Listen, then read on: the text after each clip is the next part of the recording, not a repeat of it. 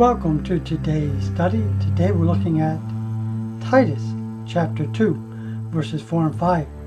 Sound doctrine for younger women.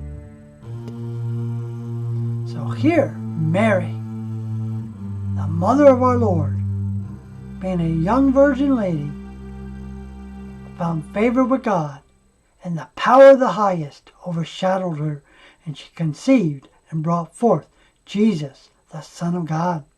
And she followed her Son all the way to his death, his crucifixion on the cross. John chapter 19, verse 25. Now there stood by the cross of Jesus his mother and his mother's sister, Mary, the wife of Cleopas, and Mary Magdalene.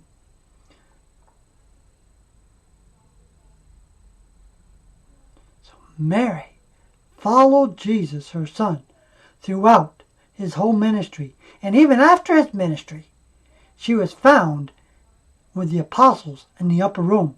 Acts chapter 1, verse 13 and 14.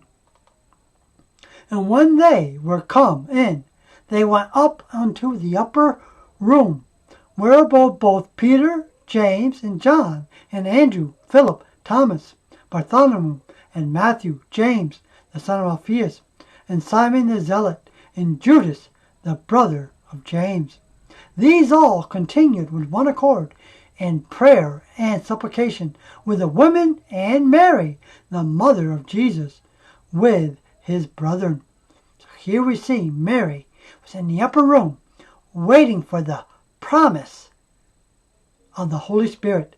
And the Holy Spirit fell in Acts chapter 2, and they were all filled with the Holy Spirit and spake with tongues as the Spirit gave them utterance. The Holy Spirit filled Mary, and she spoke forth in tongues.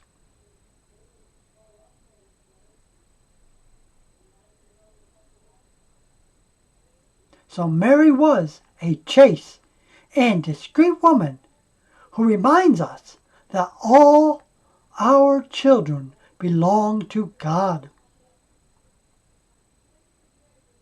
In conclusion of our study here in Titus on younger women, living up to sound doctrine, being holy and pure before the Lord, being women that move the world by faith. Now, some might think that the words of Paul in our text that we've been reading is outdated, that it would prevent women from attaining their full potential. Yet, time and experience has shown it to be sound doctrine. Doctrine that is spiritually healthy, wholesome for young women. That which is most beneficial in developing true, healthy families. Are the young women willing to heed such sound doctrine? That the word of God may not be blasphemed? We have seen here in Titus sound doctrine for a younger woman. Yes, young women and old women can be used by God.